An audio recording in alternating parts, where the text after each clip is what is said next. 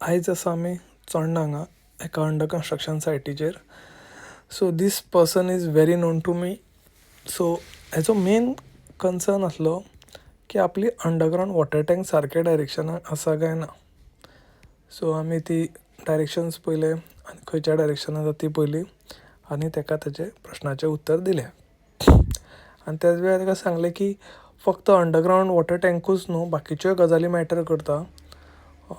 सो खूब जाण आमकां मॅसेजीस करता विचारना आपणाक फक्त किचन आपल्या सारक्या डायरेक्शनाक आसा काय ना तें कळपाक जाय ना, आमचो फक्त देवारो सारक्या डायरेक्शनाक आसा काय ना तो कळपाक जाय. सो when you say about Vastu, everything matters from your main entrance to your bedroom to the toilets, because toilets are the major Vastu dosh. You have to understand that.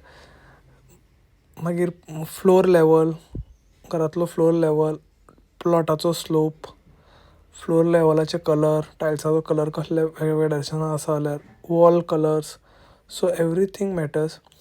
आनी आमी ताका तें सारकें एक्सप्लेन करून सांगलें आनी ऑफकोर्स ताका तेंवूय सांगलें अंडर कन्स्ट्रक्शन घर म्हटल्यार as per vastu we have lot of potential to do the correction and rectification where it is required so that house is vastu कंप्लायंट.